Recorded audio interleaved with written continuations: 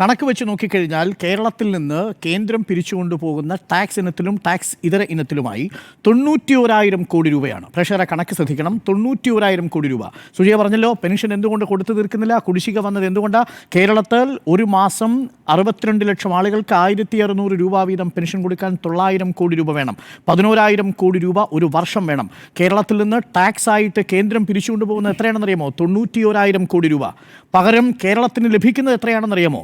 24,214 കോടി രൂപ. കേവലം 26% മാത്രം. ആ 26% ഒരു 36% ആക്കി തന്നാൽ ഈ മുഴുവൻ ആളുകളുടെയും പെൻഷൻ നാളെ കൊടുത്തു തീർക്കാൻ സംസ്ഥാന സർക്കാരിന് ആദ്യം കേന്ദ്ര സർക്കാർ ആ പണം ഇങ്ങോട്ട് തരണം. നമുക്ക് കുറവ് ചെയ്തിരിക്കുന്ന ഫിനാൻസ് കമ്മീഷൻ മാനദണ്ഡങ്ങൾ പ്രകാരം കുറവ് ചെയ്തിരിക്കുന്ന ആ പണം, നമുക്ക് കിഫ്ബിയുടെ പേരിൽ വെട്ടിക്കുറയ്ക്കപ്പെട്ടിരിക്കുന്ന പണം, ആ പണം തന്നാൽ പെൻഷൻ കൊടുക്കാൻ കേരള സർക്കാർ തയ്യാറാണ്. കേരള സർക്കാർ ഈ പണമൊന്നും പിടിച്ചു വെച്ചിട്ടില്ലല്ലോ. നമ്പർ 1. നമ്പർ 2, NHAയുടെ കാര്യം പറഞ്ഞു. National highway authority of India അതാണ് കടമെടുപ്പ് പരിധി എല്ലാം ഉൾപ്പെടുത്തിയാണ് ഞാൻ ഈ പറഞ്ഞത്, കിഫ്ബിയുടെ അടക്കം. ഇനി NHA, national highway authority of India പണിയുന്നതിനുള്ള ഉത്തരവാദിത്വം ആർക്കാ സുജയ? ആ പണിയുന്നതിനുള്ള സാങ്കേതികമായ മുഴുവൻ ഉത്തരവാദിത്വവും യൂണിയൻ ലിസ്റ്റിൽ 7ാമത് കേന്ദ്രത്തിന്റെ സർഫസ് മിനിസ്ട്രിയുടെ കീഴിൽ വരുന്ന ഉപരിതല ഗതാഗത മന്ത്രാലയത്തിന്റെ കീഴിലാണ്. അവിടെയുണ്ട്. നോക്കൂ, എല്ലാ റോഡുകളും ഇന്ത്യയിൽ ദേശീയപാതയിലേക്ക് എടുക്കുമ്പോൾ ഗുജറാത്ത് ആവട്ടെ, ഉത്തർപ്രദേശ് ആവട്ടെ, തെലങ്കാന ആവട്ടെ, നാഷണൽ ഹൈവേ പണിയാൻ പോയപ്പോൾ ഈ സ്ഥലം ഏറ്റെടുക്കുന്നതിന് 25% സംസ്ഥാന സർക്കാരിനോട് ആവശ്യപ്പെട്ടു. എന്താ കേരളത്തിൽ മാത്രം സംസ്ഥാന സർക്കാരിനോട് 25% ആവശ്യപ്പെട്ടത് കേന്ദ്രം? അപ്പോൾ 25% കേരളം കൊടുത്തിട്ടുണ്ടെങ്കിൽ അതിന്റെ ക്രെഡിറ്റ് കേരളം എടുക്കും. പക്ഷേ പണിയാനുള്ള ഒരു ഉത്തരവാദിത്വം കേരളത്തിനില്ല. അത് ഏറ്റെടുക്കേണ്ടത് നാഷണൽ ഹൈവേ കാര്യങ്ങളും നിതിൻ ഗഡ്കരിക്കെതിരായിട്ടുള്ള സ്റ്റേറ്റ്മെന്റ് ആണ്. സെൽഫി എടുത്തത്, ഫോട്ടോ എടുത്തത്, മിനിങ്ങുന്ന റോഡ്, ഒപ്പം മോദിയും കൂടെ ഉണ്ട് കേട്ടോ. മോദിക്കെതിരെയാണ്.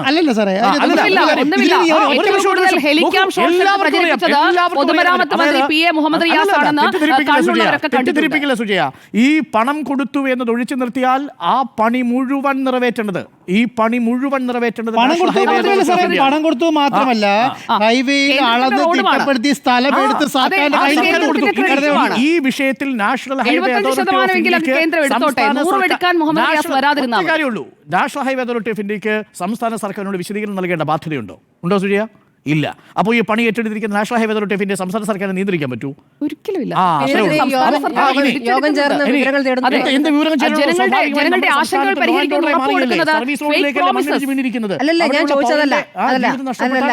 പൊതുമരാമത്ത് മന്ത്രി പറഞ്ഞത് ഇടയ്ക്കിടയ്ക്ക് യോഗം ചേരും, ജനപ്രതിനിധികളുടെയും ജനങ്ങളുടെയും കൃത്യമായിട്ട് ഫോളോ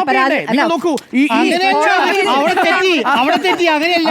ഒരു നാഷണൽ ഹൈവേ വേണമെങ്കിൽ അതിന് എന്തൊക്കെ വേണം? അതിന് മെറ്റീരിയൽസ് വേണം. നോക്കൂ, KSEBിയുടെ ലൈൻ അവിടെ ഉണ്ട്, വാട്ടർ അതോറിറ്റിയുടെ ലൈൻ അവിടെ ഉണ്ട്, അവിടെ പൊതു പഞ്ചായത്ത് റോഡ് അവിടെ ഉണ്ട്, ബാക്കി ആളുകൾ ഉപയോഗിക്കുന്ന സർവീസ് മുഴുവൻ ഏർപ്പാടാക്കി കൊടുക്കണം. അവിടെ സാധനങ്ങൾ എത്തിക്കണം, നിങ്ങൾക്ക് അവിടെ മെറ്റീരിയൽ എത്തിക്കണം. അതിനുവേണ്ടിയാണ് സ്മൃതി അത്.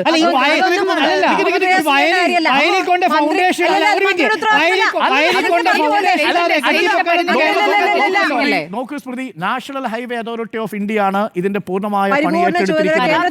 സാങ്കേതിക അല്ല, ആ പണി നിർവഹണം, മേൽനോട്ടം എല്ലാം കേന്ദ്രത്തിലാണ്.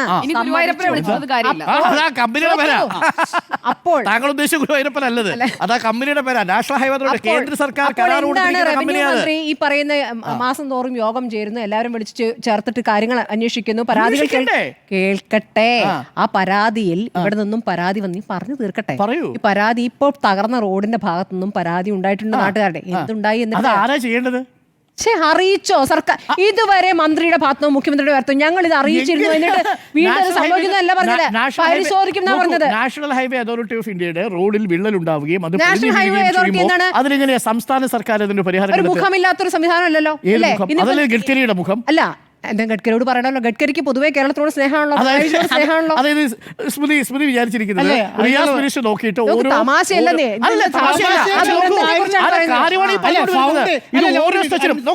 നോക്കൂ, ഇതിൽ ഈ കൂരിയാട് കൊളപ്പുറം സ്ട്രെച്ചിലാണല്ലോ അവിടെ അടക്കമുള്ള സ്ട്രെച്ചിലുണ്ടല്ലോ. ഈ സ്ട്രെച്ചിൽ ഇപ്പോൾ KNR Guruvayur infra private limited എന്ന് പറയുന്ന കമ്പനിക്കാണ് നിർമ്മാണ കരാർ കൊടുത്തിരിക്കുന്നത്. ആ നിർമ്മാണ കരാർ കൊടുത്തിരിക്കുന്നത് കേന്ദ്ര സർക്കാരാണ്. ഏതെങ്കിലും തരത്തിൽ സംസ്ഥാന സർക്കാരിന് ഒരു സ്റ്റേക്കുമില്ല ആ പറയുന്ന കരാർ കമ്പനിയോട് പോയിട്ട്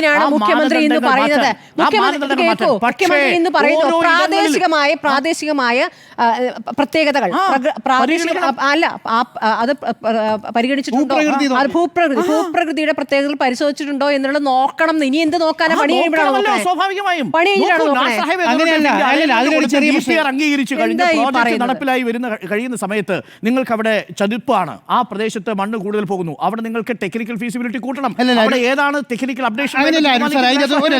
ഒരു പ്രശ്നം എന്താണെന്നറിയോ, ഈ നാഷണൽ ഹൈവേ അതോറിറ്റിക്ക് അവരുടേതായ എഞ്ചിനീയേഴ്സ് ഉണ്ട്, സ്ട്രക്ചർ എഞ്ചിനീയേഴ്സ് ഉണ്ട്, റോഡ് ആൻഡ് ഹൈവേന്റെ എഞ്ചിനീയേഴ്സ് ഉണ്ട്. അവരാണ് ഇതിന്റെ അളവും തൂക്കവും വെള്ളത്തിന്റെ അളവും, ഇത് ചതുപ്പാണോ ഇത് വയലാണോ എന്നൊക്കെ നോക്കി ചെയ്യേണ്ടത്. പക്ഷെ ഇതൊന്നും നോക്കാത്ത ആരാ? കേന്ദ്ര സർക്കാരാണ്, അല്ലെങ്കിൽ പറയാം NHA ആണ്. എന്താ പ്രശ്നം? ഫൗണ്ടേഷൻ നല്ല രീതിയിൽ ഇടുന്നുണ്ടോ എന്ന് കേരള സർക്കാരിന് പോയി നോക്കാൻ പറ്റുമോ? ഈ വെള്ളം വന്നു കഴിയുമ്പോൾ ഇത് താങ്ങാനുള്ള ശേഷി ഉണ്ടോന്നോ കേരള സർക്കാരിന് പോയി നോക്കാൻ പറ്റുമോ?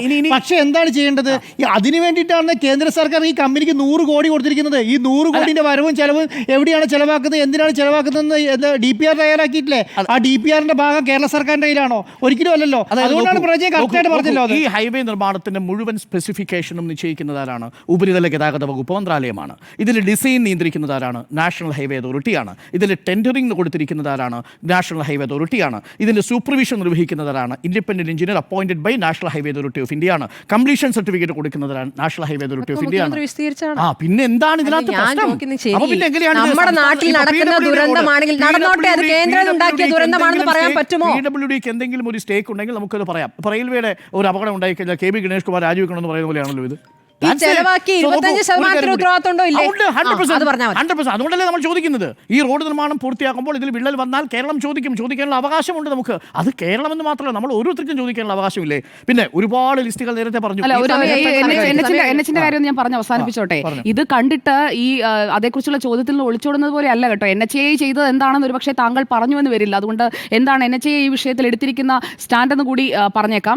ഇതിലിപ്പോൾ അനിൽ ദീക്ഷിതിന്റെയും ജിമ്മി തോമസിന്റെയും നേതൃത്വത്തിലുള്ള ടീം ഈ ജിയോ ടെക്നിക്കൽ കൺസൾട്ടൻസ് നാളെ അവിടേക്ക് എത്തുകയാണ്. NHAയുടെ റീജിയണൽ ഓഫീസർ BL മീനയ്ക്കാണ് അതിന്റെ ചുമതല. മാത്രമല്ല അവിടെയുള്ള ആളുകളുടെ പൊട്ടൻഷ്യൽ ക്രാക്സിനെ കുറിച്ചിട്ട് അവിടെയുള്ള ആളുകളെ നേരിട്ട് കേൾക്കാൻ പോവാണ് NHA. അല്ലാതെ ഇവിടുത്തെ സർക്കാർ ഒന്നും അങ്ങോട്ട് അറിയിച്ചിട്ടില്ല എന്ന് അവർ ഒഫീഷ്യലി പറഞ്ഞിട്ടുണ്ട് എന്നത് കൂടി ഞാൻ കൂട്ടിച്ചേർക്കുകയാണ്. 77 കിലോമീറ്റർ സ്ട്രെച്ച് ഈ ഹൈവേയിൽ അത് 2.5 വർഷം കൊണ്ട് അവർ പൂർത്തിയാക്കിയതാണ്. ഇതിലെ ഇപ്പോൾ 200 മീറ്ററോളം സ്ട്രെച്ചാണ് കൂരിയാട് അവിടെ ഇപ്പോൾ തകർന്നു വീണിരിക്കുന്നത്.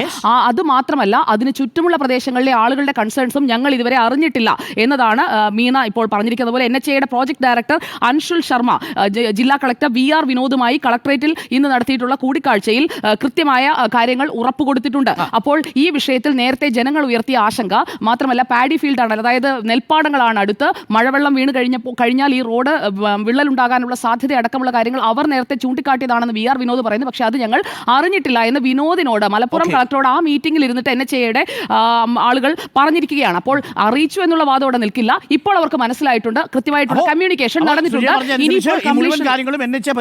NHA പരിശോധിക്കും. നാളെ അവിടെ പ്രോജക്ട് സൈറ്റിൽ ഇൻസ്പെക്ഷൻ നടത്താൻ പോവാണ്. എന്തോ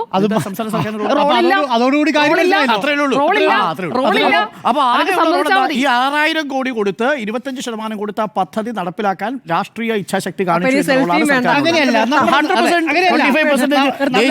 ദേശീയപാത വികസനം തടസ്സം നിന്ന UDF സർക്കാരിനെ പോലെയല്ല LDF സർക്കാർ നടപ്പിലാക്കി. തീരദേശ പാത വരുന്നു, മലയോര പാത വരുന്നു. നീതി ആയോഗിന്റെ റാങ്കിങ്ങിൽ 1ാം സ്ഥാനത്തല്ലേ? കേന്ദ്ര സർക്കാരല്ലേ നീതി ആയോഗ് നിയന്ത്രിക്കുന്നത് അല്ലേ സുജയ?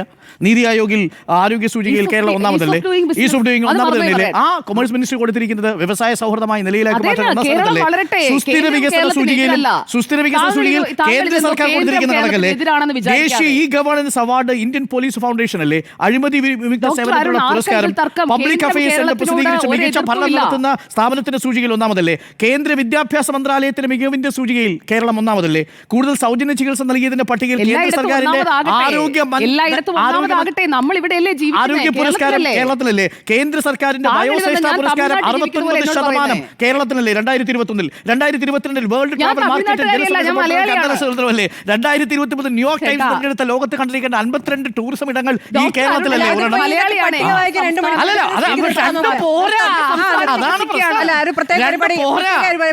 പരിപാടിയില്ല. ഇനി അങ്ങോട്ട് 10 മാസം കേരളത്തിന്റെ പ്രത്യേക പരിപാടി ദാ ഡോക്ടർ അരുൺ ഈ നടത്തുന്നതായിരിക്കും. ലിസ്റ്റുകൾ വായിച്ച് പ്രതിപക്ഷത്തിന്റെ മുൾമുനയിൽ നിർത്തുക സർക്കാർ നൽകുന്ന ലിസ്റ്റ് വായിക്കാൻ കുറെ സമയം എടുക്കും. സർക്കാർ നൽകുന്ന ലിസ്റ്റ് വായിക്കാൻ കുറച്ച് സമയം പ്രതിപക്ഷം എടുക്കും. ഖണ്ഡിക്കാണെങ്കിൽ പ്രതിപക്ഷം സർക്കാർ നൽകുന്ന ലിസ്റ്റ് വായിക്കാൻ സമയമെടുക്കും. ആഘോഷിക്കാനുണ്ടോ? ആഘോഷിക്കാനുണ്ടോ? വോട്ട് പറ. ആഘോഷിക്കാൻ. മുഖ്യമന്ത്രിയുടെ മകൾക്കെതിരെ അന്വേഷണം എവിടെ എത്തിയെന്ന് മകൾക്കെതിരെയുള്ള അഴിമതി എവിടെയാ? ആരന്വേഷിക്കുന്നത്? ഏത് അഴിമതി അന്വേഷിക്കുന്നത്? അഴിമതിയാണോ എസ് എഫ് ഐ അന്വേഷിക്കുന്നത്? എന്താ അന്വേഷിക്കട്ടെ? അഴിമതിയാണോ എസ് എഫ് ഐ അന്വേഷിക്കുന്നത്? എന്താ അന്വേഷിക്കുന്നത്? അഴിമതി സാമ്പത്തിക തട്ടിപ്പുമായി ബന്ധപ്പെട്ട 2 കമ്പനികൾ തമ്മിലുള്ള വിഷയമല്ലേ എസ് എഫ് ഐ അന്വേഷിക്കുന്നത്? കമ്പനി ആരുടെ? ആകാശ് തോന്നാ കേരള സർക്കാരിന്റെ റോൾ എന്താ? സർവീസ് കേരള കൊടുക്കാതെ സർക്കാരിന്റെ റോൾ എന്താ? ആ. പിണറായി വിജയന്റെ റോൾ എന്താ? ഇല്ല, റോളില്ല. റോളില്ല. അപ്പോൾ ആഘോഷിക്കാനുണ്ടോ അച്ഛൻ മകൾ എന്നാണ്. റോൾ മാത്രം.